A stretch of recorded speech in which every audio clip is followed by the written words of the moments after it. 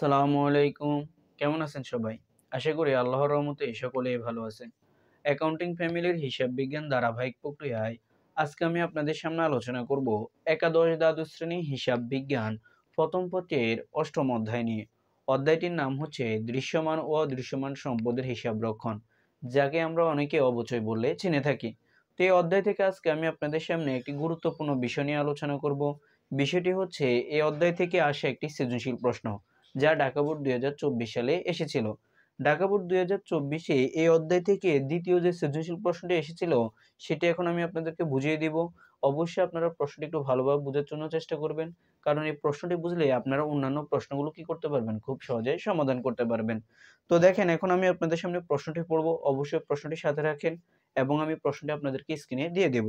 দেখেন, আমাদেরকে বলছে আলফা কোম্পানি লিমিটেড 2020 সালের 1 জানুয়ারি 1,80,000 টাকা দিয়ে একটি মেশিন ক্রয় করে। উহার আনায়ন ও সংস্থাপন বাবদ যথাক্রমে 5,000 টাকা ও 15,000 টাকা ব্যয় নির্বাহ করে। মেশিনটির আনুমানিক আয়ুষ্কাল 10 বছর এবং আয়ুষ্কাল শেষে উহার ভগ্নাবশেষ মূল্য 20,000 টাকা হবে বলে ধরা হলো। এরপরে বলছে স্থির কিস্তি পদ্ধতিতে 20% হারে কোম্পানি উক্ত মেশিনের অপচয় ধার্য এবং প্রতি বছর 1 ডিসেম্বর তারিখে হিসাব সমাপ্ত করার সিদ্ধান্ত গ্রহণ করে। ক নাম্বার আমাদেরকে বলছে মেশিনের অবচয়যোগ্য মূল্য ও বাৎসরিক অবচয় নির্ণয় করো।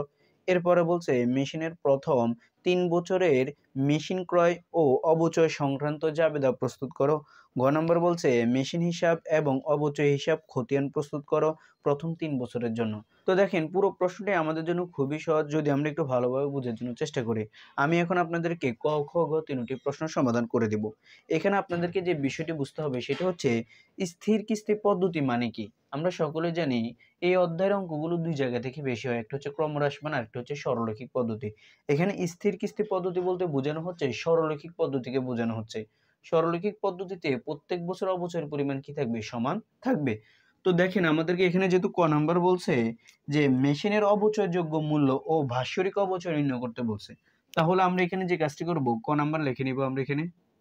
এরপরে লিখবো আমরা এখানে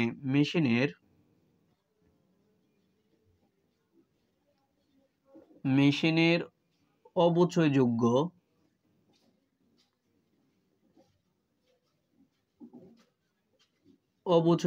মূল্য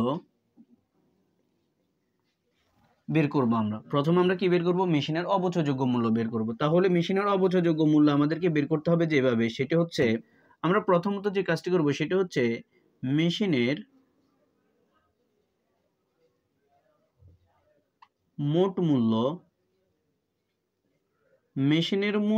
দেখেন আমাদের যে মেশিন আছে এই মেশিনের মোট মূল্য থেকে আমাদেরকে বের করতে হবে ভগ্নাবশেষ মূল্য।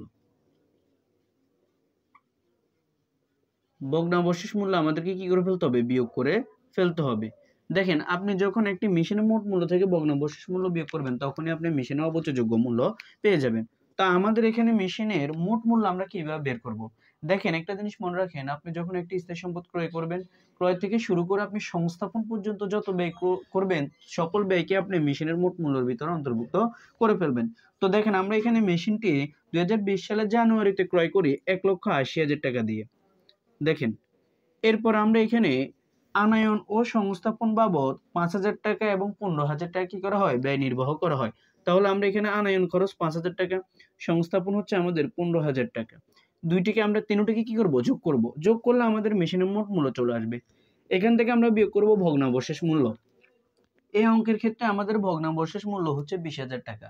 ভগ্নাবশেষ মূল্য হচ্ছে একটি স্থায়ী সম্পত্তি আপনি দীর্ঘদিন ব্যবহার করার ফলে এটি আর ব্যবহারের উপযোগী তখন থাকে না, তখন আপনি এটিকে ভাঙারি দোকানে বিক্রি করে যে পরিমাণ অর্থ পাবেন সেটি হচ্ছে আপনার জন্য ভগ্নাবশেষ মূল্য। তো তাহলে আমরা ভগ্নাবশেষ মূল্যটাকে এখান থেকে বিয়োগ করব। আমাদের ভগ্নাবশেষ মূল্য হচ্ছে 20,000 টাকা। তাহলে দেখেন, আমরা তো সবগুলোকে যোগ করলে আমাদের এখানে আসবে 2 লক্ষ টাকা। এরপর আমাদের 20,000 টাকা আমরা এখান থেকে বিয়োগ করব। তাহলে আমাদের মেশিনের অবচয়যোগ্য মূল্য আসবে 1,80,000 টাকা। এটি হচ্ছে সাধারণত আমাদের মেশিনের অবচয়যোগ্য মূল্য। কিন্তু ক নাম্বার আমাদেরকে আরেকটা বলছে, সেটা হচ্ছে বাৎসরিক অবচয় নির্ণয় করতে। তো আমরা এখন বাৎসরিক অবচয় নির্ণয় করব। লিখবো আমরা এখানে বাৎসরিক অবচয়। এটি আমরা কি করব, এখানে লিখে নিব। তো দেখেন, বাৎসরিক অবচয় আমরা কিভাবে বের করব। বাৎসরিক অবচয় মনে রাখেন, সরলরৈখিক পদ্ধতি বা স্থির কিস্তি পদ্ধতিতে যখনই আপনারা অবচয় বের করতে যাবেন তখন অবশ্যই আপনাদেরকে যে কাজ করতে হবে, সম্পত্তির মোট মূল্য থেকে ভগ্নাবশেষ মূল্য বাদ দিয়ে আপনাকে অবচয় ধার্য করতে হবে। তো দেখেন, আমরা অবচয়যোগ্য মূল্য যখন নির্ণয় করছি তখন কিন্তু আমরা ভগ্নাবশেষ মূল্য বাদ দিয়ে দিয়েছি। সেজন্য আমরা এখানে একসাথে সূত্রটা লিখতে পারি, সেটা হচ্ছে অবচয়যোগ্য মূল্য, অবচয়যোগ্য মূল্য ইনটু অবচয়ের হার। কি লিখবো আমরা এখানে? অবচয়ের হার। এই অবচয়ের হার দ্বারা আমরা কি করে ফেলবো? ভাগ করে ফেলবো। তাহলে দেখেন, আমাদের অবচয়যোগ্য মূল্য হচ্ছে 1,80,000 টাকা, আর আমাদের অবচয়ের হার হচ্ছে 20%। দেখেন, আপনারা এখানে যে কাজটি করবেন সেটা হচ্ছে, অনেকে আয়ুষ্কাল 10 বছর দ্বারা অবচয়ের হার কিভাবে নির্ণয় করে, সম্পত্তির মোট মূল্য থেকে ভগ্নাবশেষ মূল্য বাদ দিয়ে তারপরে 10 দিয়ে আপনারা আয়ুষ্কাল দ্বারা ভাগ করবেন। কিন্তু এখানে যেহেতু পার্সেন্ট দিয়ে দিছে, তার মানে আপনাকে পার্সেন্ট অনুসারে কাজটা করতে হবে। তাহলে আপনাদের এখানে আসবে 36,000 টাকা। এটি হচ্ছে সাধারণত আমাদের বাৎসরিক অবচয়ের পরিমাণ। তো আশা করি আপনারা ক নাম্বারটি বুঝতে পারছেন। এখন আমি আপনাদেরকে খ নাম্বারটি বুঝিয়ে দিব। খ নাম্বার আমাদেরকে বলছে, কোম্পানি প্রথম 3 বছরের মেশিন ক্রয় ও অবচয় সংক্রান্ত জাবেদা প্রস্তুত করো। তো জাবেদা প্রস্তুত করার জন্য আমাদেরকে এখানে অবশ্যই ঘরটি করে নিতে হবে। তো আমরা এখানে লিখে নিব আলফা কোম্পানির জাবেদা। এরপর আমরা সকলে জানি জাবেদার ঘর সবসময় সেম থাকে। এখানে হবে তারিখ, বিবরণ, খতিয়ান পৃষ্ঠা, ডেবিট টাকা, ক্রেডিট টাকা। এভাবে আমরা ঘরটি করে নিব। তো আমরা যখন অবচয়ের অধ্যায় অর্থাৎ দৃশ্যমান ও অদৃশ্যমান সম্পদের হিসাব রক্ষণ এই অধ্যায়ের জাবেদা করতে যাব, তখন আমাদেরকে মনে রাখতে হবে এই অধ্যায় প্রতি বছর সাধারণত 3টি জাবেদা হয়। কি কি? একটি হচ্ছে আমাদের মেশিন ক্রয়ের জাবেদা অর্থাৎ সম্পত্তি ক্রয়ের জাবেদা, আরেকটি হচ্ছে অবচয়ের জাবেদা, আরেকটি হচ্ছে অবচয় বন্ধের জাবেদা। এই 3টি জাবেদা আমাদেরকে অবশ্যই প্রত্যেক বছর দিতে হবে। তো আমরা এখানে প্রথমত, যেহেতু আমাদেরকে বলছে যে 3 বছরের জন্য, আমাদেরকে বলছে প্রথম 3 বছরের জন্য, তো সেজন্য আমরা এখানে লিখে নিব 2020, কারণ অঙ্কটি শুরু হয়েছিল আমাদের 2020 সালে। তো আমরা প্রথম 2020 সাল লিখে নিব। এরপরে দেখেন, বলছে আমাদেরকে জানুয়ারি 1 তারিখে যেহেতু সে মেশিন ক্রয় করে, সেজন্য আমরা এখানে লিখে নিব জানুয়ারির 1 তারিখ। এখানে লিখে নিব জানু 1, এটি লিখে নিব। লেখার পর এখন দেখেন, জানুয়ারির 1 তারিখে আপনি কি করছেন? সম্পত্তি ক্রয় করছেন। কি ক্রয় করছেন? মেশিন ক্রয় করছেন। যদি মেশিন ক্রয় করে থাকেন তাহলে অবশ্যই ক্রয় জাবেদা দিতে হবে। এখন দেখেন, আপনার প্রতিষ্ঠান যদি মেশিন ক্রয় করেন তাহলে সম্পদের পরিমাণ বৃদ্ধি পাবে। সেজন্য আমরা এখানে জাবেদা দিব মেশিন হিসাব ডেবিট। কি লিখব? মেশিন হিসাব, মেশিন হিসাবকে আমরা ডেবিট করে ফেলবো। এরপর আমরা এখানে লিখব নগদান হিসাব, কারণ আমার থেকে নগদ নামক সম্পদের পরিমাণ কি হয়ে যাবে? কমে যাবে। স্থায়ী সম্পত্তি ক্রয় করলে একদিকে সম্পদ বৃদ্ধি পায়, অন্যদিকে আমার নগদ নামক সম্পদের পরিমাণ হ্রাস পায়। এখানে ব্যাখ্যা লিখবেন মেশিন ক্রয় করা হলো। এরপর এখানে আপনার টাকা লিখবেন। টাকা কত লিখবেন? একটু আগে আমি আপনাদেরকে দেখিয়েছিলাম যে আমরা মেশিনের মোট মূল্য কত পেয়েছি। সেটা হচ্ছে, আমরা ক্রয়ের সাথে আনুষঙ্গিক যত খরচ আছে, আনয়ন খরচ, সংস্থাপন ব্যয়, এগুলো আমরা যোগ করে ফেলছি, আর আমরা পেয়েছিলাম কত? 2 লক্ষ টাকা। এই 2 লক্ষ টাকা আমরা এখানে বসিয়ে দেব। অর্থাৎ ডেবিট দিকে এবং ক্রেডিট দিক, দুই দিকে আমরা কি করব? বসিয়ে দেব। তাহলে আমাদের প্রথমে মেশিন ক্রয়ের জাবেদা হয়ে গেল 2020 সালে। এরপরে আমাদেরকে 2020 সালে কোনো স্থায়ী সম্পদ ক্রয় যদি করে তাহলে অবশ্যই এখানে জাবেদা দিতে হবে, আর যদি ক্রয় না করে তাহলে দিতে হবে না। এখন আসেন, আমাদেরকে কি করতে হবে? এই যে আমি মেশিনটি ক্রয় করলাম, এটি কিন্তু আমি পুরো 1 বছর ব্যবহার করছি। তাহলে আমি যদি পুরো 1 বছর ব্যবহার করি তাহলে এটি অবশ্যই ক্ষয় হবে, আর এই ক্ষয়টাকে বলা হয় অবচয়। তাহলে অবশ্যই আমাদেরকে অবচয় জাবেদা দিতে হবে। তো আমরা এখানে লিখে নিব ডিসেম্বর কত তারিখ? 31 তারিখ, কারণ আমরা অবচয় ধার্য করি বছর শেষে। তো আমরা এখানে অবচয় জাবেদা দিব অবচয় হিসাব ডেবিট। কি লিখব? অবচয় হিসাব ডেবিট। এরপর আমরা এখানে লিখব পুঞ্জীভূত অবচয় হিসাব ক্রেডিট। পুঞ্জীভূত অবচয় হিসাব, আমি সংক্ষেপে লিখছি, আপনারা এখানে লিখে নেবেন পুঞ্জীভূত অবচয় হিসাব ক্রেডিট। অবচয় ডেবিট, পুঞ্জীভূত অবচয় হিসাব ক্রেডিট। অবচয় আমাদের জন্য একটি ব্যয়, আর পুঞ্জীভূত অবচয় আমাদের জন্য একটি কি? বিপরীত সম্পদ, কারণ এটি সম্পদের পরিমাণকে হ্রাস করে ফেলে। তাহলে আমাদের এখানে অবচয় কত হবে? একটু আগে আমি আপনাদেরকে দেখিয়ে দিয়েছি যে বাৎসরিক অবচয় কত পেয়েছিলাম। বাৎসরিক অবচয় পেয়েছিলাম আমরা 36,000 টাকা। তাহলে এখন প্রশ্ন হচ্ছে, আমরা কোন পদ্ধতি করি? আমরা এখানে সরলরৈখিক পদ্ধতি বা স্থির কিস্তি পদ্ধতি ফলো করি। এখানে যেহেতু আমাদেরকে প্রশ্ন বলছে স্থির কিস্তি পদ্ধতিতে 20% হারে কোম্পানি অবচয় ধার্য করে, তাহলে আমাদেরকে অবশ্যই মনে রাখতে হবে সরলরৈখিক পদ্ধতি বা স্থির কিস্তি পদ্ধতিতে অবচয়ের পরিমাণ প্রত্যেক বছর কি থাকবে? সমান থাকবে। তাহলে আমাদের এখানে 36,000 টাকা হবে। ডেবিট দিক এবং 36,000 টাকা হবে ক্রেডিট দিক। তাহলে এখানে লিখবো অবচয় ধার্য করা হলো ব্যাখ্যা। এরপর আমরা ডিসেম্বর 31 তারিখে কি করব, এই অবচয়টাকে বন্ধ করে ফেলবো। কারণ আপনি যখনই অবচয় ধার্য করবেন তখন আপনাকে অবশ্যই অবচয়টা বন্ধ করে ফেলতে হবে। অবচয় আমাদের জন্য একটি ব্যয়, হিসাব করার শেষে আয়, ব্যয়, উত্তোলন এগুলো বন্ধ করে দিতে হয়। তো বন্ধ করব কিভাবে দেখেন, বন্ধ আয় সারাংশ অথবা আয় বিবরণীর মাধ্যমে। আয় সারাংশ হিসাব অথবা আয় বিবরণী হিসাব হবে আমাদের জন্য ডেবিট। এখানে আয় বিবরণীও লিখতে পারেন, আয় সারাংশও লিখতে পারেন, দুইটি একই কথা। আর এখানে যেহেতু আমরা অবচয়কে বন্ধ করব, অবচয় চলে যাবে সব সময় বিপরীত পাশে। হিসাব এটি আমরা এখানে লিখে ফেলবো। ভালো করে মনে রাখেন, আপনি যে জিনিসটাকে বন্ধ করবেন তাকে বিপরীত পাশে নিয়ে আসবেন। অবচয় আমাদের ডেবিট দিকে যায়, কিন্তু একে বন্ধ করলে এটা চলে যাবে কোন দিকে, ক্রেডিট দিকে। আর আয় সারাংশ বা আয় বিবরণী যাবে আমাদের ডেবিট দিকে। তো আমরা এটিকে ক্লোজ করব। এখানে দেখেন আমাদের আসবে 36,000 টাকা, এটিকে আমরা বন্ধ করব অবচয়। এই 36,000 টাকা আমাদের ডেবিট দিকে এবং ক্রেডিট দিকে আমরা লিখে ফেলবো। আর এখানে ব্যাখ্যা লিখবো অবচয় বন্ধ করা হলো। তাহলে 2020 সালে আমাদের আর কোনো যাবে দেওয়া হবে না। এখন আমাদেরকে যেহেতু 3 বছর বলছে, সেজন্য 2020 এর পরে আছে 2021, আমরা এটাই লিখে ফেলবো। 2021 সালে কি এই অঙ্কে কোনো স্থায়ী সম্পত্তি ক্রয় করছেন? যদি ক্রয় করেন তাহলে অবশ্যই ক্রয় জাবেদা দিতে হবে। যেহেতু ক্রয় করি নাই তার মানে আমাদেরকে এখন দিতে হবে না। এখন আমাদের বাকি থাকবে আর দুইটি জাবেদা। কি কি? অবচয়ের জাবেদা আর একটা হচ্ছে অবচয় বন্ধের জাবেদা। প্রশ্ন হচ্ছে কেন? কারণ আপনি যে স্থায়ী সম্পত্তিটি 2020 সালে ক্রয় করছেন, এটি আপনার কাছে অবশ্যই 2021 সালে থাকবে। তাহলে অবশ্যই আপনি ওই স্থায়ী সম্পত্তি ব্যবহার করবেন। আর ব্যবহার করলে আপনার একটি কি হবে, ক্ষয় হবে বা ক্ষতি হবে। এটি হচ্ছে অবচয়। সেজন্য আমাদেরকে 2021 সালে অবচয় দিতে হবে। তো আমরা এখানে লিখে নিব অবচয় জাবেদা দিতে হবে ডিসেম্বর 31 তারিখ। আমরা এখানে লিখব অবচয় হিসাব ডেবিট। আর এখানে লিখবো আমরা পুঞ্জীভূত অবচয় হিসাবকে আমরা লিখবো কি, ক্রেডিট। অবচয় হিসাব ডেবিট, পুঞ্জীভূত অবচয় হিসাব আমাদের জন্য কি হবে, ক্রেডিট হবে। আর ব্যাখ্যা লিখবেন অবচয় জাবেদা দেওয়া হলো। আর এখানে হবে আমাদের 36,000 টাকা। এখন প্রশ্ন হচ্ছে 2021 সালেও কেন 36,000 টাকা হবে? কারণ আপনি কোন পদ্ধতি করেন আপনাকে এখন দেখতে হবে। আমরা এখানে স্থির কিস্তি পদ্ধতি বা সরলরৈখিক পদ্ধতি হচ্ছে যে পদ্ধতিতে প্রত্যেক বছর অবচয়ের পরিমাণ সমান থাকে, তাই হচ্ছে সরলরৈখিক পদ্ধতি বা স্থির কিস্তি পদ্ধতি। তার মানে আমাদের 2020 সালে যে অবচয় হয়েছে 2021 সালেও এই অবচয়টি হবে। আশা করি আপনারা এই বিষয়টি মাথায় রাখবেন। এরপরে আমাদেরকে এই অবচয়টা বন্ধ করে ফেলতে হবে, অর্থাৎ 2020 সালে যে অবচয় সেটি বন্ধ করে ফেলতে হবে, অথবা আয় সারাংশ হিসাব ডেবিট। তো লিখবেন আয় বিবরণী হিসাব ডেবিট আর অবচয় হিসাব ক্রেডিট। যেহেতু আমরা অবচয়কে বন্ধ করব, এটি চলে যাবে আমাদের বিপরীত পাশে। অবচয় হিসাব হবে কি, ক্রেডিট। তো 36,000 টাকা আমরা বন্ধ করব। এখানে লিখবো আমরা এখানে 36,000 টাকা ডেবিট দিক এবং 36,000 টাকা হবে আমাদের ক্রেডিট দিক। তাহলে 2020 সালে আমাদের অবচয় জাবেদা শেষ। এরপরে আমাদের যেতে হবে 2022, কারণ 3 বছরের জন্য বলছে। এখন 2022 সালে এই অঙ্কে কি কোনো স্থায়ী সম্পত্তি ক্রয় করছেন? করেন নাই। তার মানে আপনাকে আর দুটি জাবেদা দিতে হবে, অবচয় জাবেদা আর একটা হচ্ছে অবচয় বন্ধের জাবেদা। তাহলে আপনি জাবেদা দিবেন এভাবে, ডিসেম্বর 31 তারিখ অবচয় হিসাব ডেবিট,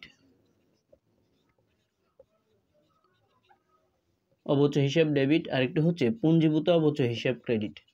পুঞ্জীভূত অবচয় হিসাব কি করবেন, ক্রেডিট করে ফেলবেন। তাহলে এখানে লিখবেন অবচয় জাবেদা দেওয়া হলো। আর এখানে 36,000 টাকা হবে, কারণ প্রত্যেক বছর অবচয়ের পরিমাণ সমান থাকবে। আমাদেরকে বলছে স্থির কিস্তি পদ্ধতি বা সরলরৈখিক পদ্ধতি। এখন আসেন আমরা কি করব, এটিকে আবার বন্ধ করে ফেলবো, কারণ অবচয়কে অবশ্যই হিসাবকাল শেষে বন্ধ করে দিতে হবে। তো আমরা এখানে লিখে নিব আয় বিবরণী অথবা আয় সারাংশ হিসাব ডেবিট। আয় বিবরণী অথবা আয় সারাংশ হিসাবকে আমরা ডেবিট করব। এরপর আমরা এখানে লিখব অবচয় হিসাবকে আমরা কি করব, ক্রেডিট করে ফেলবো। এটিকে আমরা বন্ধ করে ফেলবো। তাহলে আমাদের এই 36,000 টাকা কি করে ফেলতে হবে, বন্ধ করে ফেলতে হবে। আমরা ডেবিট দিকে এবং ক্রেডিট দিকে লিখে ফেলবো। তাহলে আমাদের কি হবে, খ নম্বরটি হয়ে যাবে। আশা করি আপনারা কিভাবে জাবেদা দিতে হয় সেই বিষয়টি বুঝতে পারছেন। এখানে গ নম্বর বলছে অবচয় মেশিন হিসাব এবং অবচয় হিসাব খতিয়ান প্রস্তুত করো। তো দেখেন জাবেদায় যে জায়গায় অবচয় কথাটা থাকবে, ওই জাবেদাগুলো দিয়ে আপনাকে কি করতে হবে, এখানে অবচয় হিসাব এবং মেশিন হিসাবটি প্রস্তুত করতে হবে। দেখেন মেশিন এক জায়গায় আছে, সেজন্য আপনাকে মেশিনের শুধুমাত্র একটি দিয়ে করতে হবে। আর যেহেতু অবচয় সব জায়গায় আছে, তার মানে আপনি এখানে সকল জাবেদা খতিয়ান করার সময় সকল জাবেদা আপনাকে নিতে হবে। তো আশা করি এখন আপনারা খ নাম্বারটি বুঝতে পারছেন। আমি আপনাদেরকে এখন গ নাম্বারটি বুঝিয়ে দিব। এখন আমি আপনাদেরকে গ নাম্বারটি বুঝিয়ে দিব। গ নাম্বার আমাদেরকে বলছে মেশিন হিসাব এবং অবচয় হিসাব খতিয়ান প্রস্তুত করো। তো আমাদেরকে বলছে প্রথম 3 বছরের জন্য। তো সেজন্য আমাদেরকে অবশ্যই ঘরটি করে নিতে হবে। মেশিন হিসাব এবং অবচয় হিসাব। হিসাব বলতে সাধারণত খতিয়ানকে বোঝানো হচ্ছে। তো যেহেতু আমাদেরকে খতিয়ান বলছে, যেহেতু টিচক বা চলমান জেরসক কিছুই বলে নাই, আমরা এখানে চলমান জেরসকের মধ্যে করে নিব। এটি সাধারণত সহজ হয় আমাদের জন্য। তো আমরা এখানে লিখবো মেশিন হিসাব, গড়টি করব তারিখ, বিবরণ, জাবেদা পৃষ্ঠা, ডেবিট টাকা, ক্রেডিট টাকা, উদ্বৃত্ত বা জের ডিভাইডেড বাই ডেবিট ক্রেডিট, এই কথাটা আপনারা এখানে লিখে নেবেন। উপরে লিখবেন হিসাবের কোড নং। একদম সেম ভাবে অবচয়ের গড়টি করে নেবেন, সেটি হচ্ছে তারিখ, বিবরণ, জাবেদা পৃষ্ঠা, ডেবিট টাকা, ক্রেডিট টাকা, উদ্বৃত্ত বা জের ডিভাইডেড বাই ডেবিট ক্রেডিট, উপরে লিখবেন আপনারা হিসাবের কোড নং। এইভাবে ঘরগুলো করে নিতে পারেন। এখন মেশিন হিসাব প্রস্তুত করতে বলছে 3 বছরের জন্য। তো আমরা যে সালে অঙ্কটি শুরু করছি, যে সালে আমি মেশিনটি ক্রয় করছি, সেই সাল থেকে আমরা মেশিন হিসাবটি প্রস্তুত করব। তো দেখেন 2000 মেশিন হিসাব কিভাবে প্রস্তুত করব। একটু আগে বলছি জাবেদার যে জায়গায় আপনি মেশিন কথাটি দেখবেন, সেখানেই আপনি কি করবেন, মেশিন হিসাবটা এখানে নিয়ে আসবেন। তো দেখেন আমরা প্রথমে 2020 সালের জানুয়ারি 1 তারিখে যখন জাবেদা দিই, তখন জাবেদা দিয়েছিলাম মেশিন হিসাব ডেবিট, নগদান হিসাব ক্রেডিট। আরেকটা জিনিস মনে রাখেন, একটু আগে জাবেদায় আমি নগদান হিসাব লিখছি, আপনারা চাইলে এখানে ব্যাংক হিসাবও লিখতে পারেন। তবে আমদানির ক্ষেত্রে সাধারণত ব্যাংক হিসাব লেখা হয়। আর যখন আপনি মেশিন ক্রয় করবেন, আমদানি রপ্তানি বা আমদানি বলা থাকবে না, সেক্ষেত্রে আপনারা অবশ্যই নগদান হিসাব কথাটা লিখতে পারেন। তাহলে এখন আমরা 2020 সালের জানুয়ারির 1 তারিখ এখানে লিখে নিব, কারণ আমরা জানুয়ারি 1 তারিখে মেশিন ক্রয় করি। জাবেদা ছিল মেশিন হিসাব ডেবিট, নগদান হিসাব ক্রেডিট। যেহেতু আমরা মেশিন হিসাব প্রস্তুত করি, তাহলে উল্টো দিকের কথা আছে নগদান হিসাব, সেজন্য এখানে লিখে নিব নগদান হিসাব। এই কথাটা আমরা এখানে কি করব, লিখে নিব। নগদান হিসাব আমরা লিখে নিব।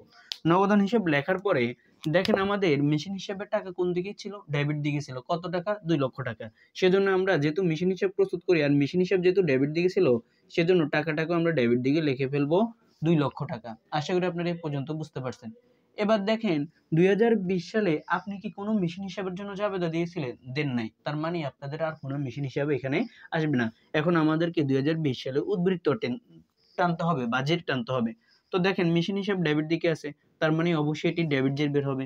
সেজন্য আমরা 2020 সালের এখানে 2 লক্ষ টাকা ডেবিট জেরে লিখে ফেলবো। আশা করি আপনারা এই পর্যন্ত বুঝতে পারছেন। যেহেতু 3 বছর বলছে, সেহেতু আমরা এখানে লিখে নিব 2021। এখন 2021 সালে এসে আমরা কি করব, 2021 সালে এসে আমি কি কোনো মেশিন ক্রয় করছি কিনা, যদি ক্রয় করি তাহলে জাবেদা দিতে হবে, কিন্তু করি নাই। এখন আমাদেরকে যে কাজটি করতে হবে সেটা হচ্ছে 2020 সালে যে মেশিনটা আমি ক্রয় করছি, এটি কিন্তু 2021 সালেও আমার কাছে আছে। তাহলে পূর্ববর্তী বছরে কোনো কিছু যদি বর্তমান বছরে আসে, সেটি হচ্ছে আমাদের জন্য ব্যালেন্স বিডি। তাহলে আমরা এখন যে কাজটি করব সেটা হচ্ছে জানুয়ারির 1 তারিখ এখানে লিখে নিব। এরপরে লিখবো আমরা এখানে ব্যালেন্স বি/ডি, এটা আমরা এখানে লিখে নিব। ব্যালেন্স বিডি হচ্ছে ওই যে আমরা 2 লক্ষ টাকার মেশিনটি ক্রয় করছি, এটি আমার কাছে 2021 সালেও আছে। তাহলে ওই 2 লক্ষ টাকা আমরা এখানে ব্যালেন্স বিডি বরাবর উদ্বৃত্তের ঘরে 2 লক্ষ টাকা লিখে ফেলবো। আশা করি আপনারা এই পর্যন্ত বুঝতে পারছেন। উদ্বৃত্ত যে কথা জেরো একই কথা। দেখেন আমাদেরকে যেহেতু 3 বছর বলছে, তাহলে আমাদের এখানে আসবে 2022। লিখবো আমরা এখানে জানুয়ারির 1 তারিখ। এটি লেখার কারণ হচ্ছে 2020 সালের মেশিনটি যেহেতু আমার কাছে 2021 সালে আছে, তার মানে 2022 সালেও থাকবে। সেজন্য পূর্ববর্তী বছর কোনো কিছু বর্তমান বছরে আসলে এটিকে আমরা লিখে নিব ব্যালেন্স বিডি হিসেবে। আশা করি আপনারা এটি বুঝতে পারছেন। তাহলে আমরা 2 লক্ষ টাকা এখানে লিখে ফেলব। ডেবিট ব্যালেন্স হবে, কারণ মেশিন হিসাব সবসময় কি হবে, সম্পত্তির সবসময় ডেবিট ব্যালেন্সই হয়। আপনারা আশা করি এটি বুঝতে পারছেন। এখন আমাদেরকে বুঝতে হবে অবচয় হিসাব। দেখেন অবচয় হিসাব জাবেদা কোন জায়গায় ছিল। 2020 সালে আমরা যখন অবচয় জাবেদা দিয়েছিলাম, তখন কিন্তু জাবেদা 2 জায়গা ছিল, একটা হচ্ছে অবচয় জাবেদা, আর একটা হচ্ছে অবচয় বন্ধের জাবেদা। তখন আমরা 2020 সাল এখানে 2020 সাল লিখে নিব। আর অবচয় জাবেদা দিয়েছিলাম আমরা ডিসেম্বর 31 তারিখ, সেজন্য 31 তারিখ এখানে লিখে নিব। যেহেতু অবচয় হিসাব করি, তাহলে প্রথমে ছিল পুঞ্জীভূত অবচয় হিসাব, তার বিপরীত পাশের কথা। সেজন্য আমরা এখানে লিখে নিব পুঞ্জীভূত অবচয় হিসাব। পুঞ্জীভূত অবচয় হিসাব, এটি আমরা এখানে লিখে নিব। এটি লেখার পরে দেখেন কত টাকা ছিল অবচয় বরাবর, 36,000 টাকা। আর অবচয় যেহেতু ডেবিট দিকে ছিল, সেজন্য আমরা এখানে 36,000 টাকা ডেবিট দিকে লিখে ফেলবো। এরপরে দেখেন 2020 সালে আপনি কিন্তু আরেকটি অবচয় জাবেদা দিয়েছিলেন, সেটা হচ্ছে অবচয় বন্ধের জাবেদা। আয় বিবরণ হিসাব ডেবিট, অবচয় হিসাব ক্রেডিট। তাহলে আপনি এখানে লিখবেন ডিসেম্বর 31 তারিখ। এখন উল্টো দিকের কথা ছিল আয় বিবরণী, অবচয়ের উল্টো দিকের কথা কি ছিল? আয় বিবরণী, এটিকে এখানে লিখে নেবেন, আয় বিবরণী হিসাব।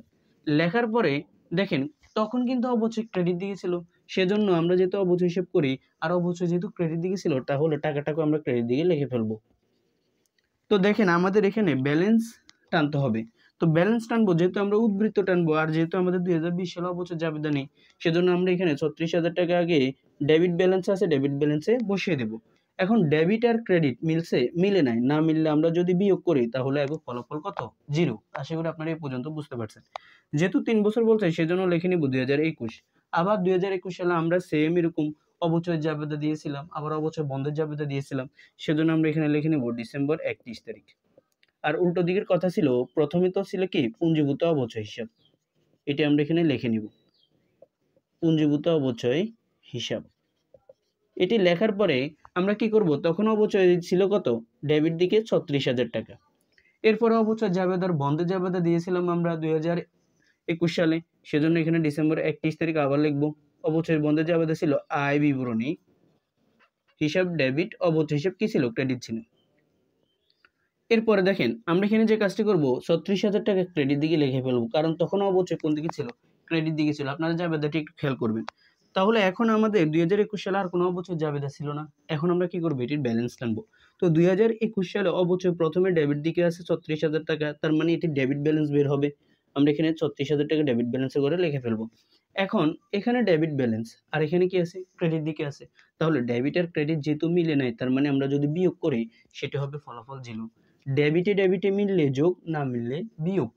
এরপরে দেখেন 2000, যেহেতু 3 বছর বলছে সেজন্য 2022 আমাদের এখানে চলে আসবে। তো ডিসেম্বর লিখবো আমরা এখানে 31 তারিখ। আবার সেম কাজ, অবচয় জাবেদা দিয়েছিলাম, উল্টো দিকের কথা ছিল পুঞ্জীভূত অবচয় হিসাব, তো এখানে লিখবো পুঞ্জীভূত অবচয় হিসাব, এটি লিখে নিব। পুঞ্জীভূত অবচয় লেখার পরে আমাদের এখানে তখন টাকা ছিল ডেবিট দিকে, অবচয়ের টাকা ছিল কোন দিকে? ডেবিট দিকে, কারণ অবচয় হিসাব ছিল ডেবিট দিকে 36,000 টাকা। এরপর আমরা কি করছি, এটি বন্ধ করার জন্য জাবেদা দিয়েছিলাম আয় সারাংশ হিসাব বা আয় বিবরণী হিসাব। আয় বিবরণী হিসাব আমরা এখানে লিখে নিব। তো আয় বিবরণী লেখার পরে দেখেন তখন ছিল অবচয় হিসাব ক্রেডিট দিকে, সেজন্য টাকাটা চলে যাবে ক্রেডিট দিকে। এখন আমরা 2022 সালে উদ্বৃত্ত টানবো, তো 36,000 টাকা আমরা আগে কি করবো, এখানে বসাবো। তাহলে ডেবিট আর ক্রেডিট মিলছে, মিলে নাই, বিয়োগ করলে আমাদের ফলাফল আসবে কি? 0। তো আশা করি আপনারা অবচয় হিসাব মেশিন হিসাবে এটি বুঝতে পারছেন, আর পুরো অঙ্কটি বুঝতে পারছেন। যদি কোথাও বুঝতে সমস্যা থাকে তাহলে অবশ্যই আমাদেরকে কমেন্ট করে জানাবেন, এবং আমাদের ভিডিওগুলো যদি ভালো লাগে অবশ্যই সাবস্ক্রাইব করে আমাদের পাশে থাকবেন। কারণ আমরা এই অধ্যায়ের অর্থাৎ 2024 সালে যে কঠিন সৃজনশীল প্রশ্নগুলো আছে সেগুলো আপনাদেরকে ইনশাআল্লাহ ধারাবাহিকভাবে সমাধান করে দেব। এবং আমাদের চ্যানেলটি অর্থাৎ আমরা ফেসবুকে সাধারণত নিয়মিতভাবে ইনশাআল্লাহ লাইভ ক্লাস শুরু করব। যারা 25 সালে পরীক্ষার্থী আছেন তাদের জন্য আশা করি ওই লাইভ ক্লাসগুলো অনেক উপকৃত হবে। সকলে আমাদের লাইভ ক্লাসে জয়েন্ট হবেন এবং আমাদের ফেসবুক পেজের সাথে কি হবেন? জয়েন্ট থাকবেন। তাহলে ইনশাআল্লাহ আশা করি আপনারা খুব ভালো একটি প্রস্তুতি আমাদের থেকে নিতে পারবেন। অ্যান্ড আমাদের চ্যানেলটিকে আপনার বন্ধুদের মাঝে অবশ্যই শেয়ার করে দিবেন। সকলেই ভালো থাকবেন, সুস্থ থাকবেন। আসসালামু আলাইকুম।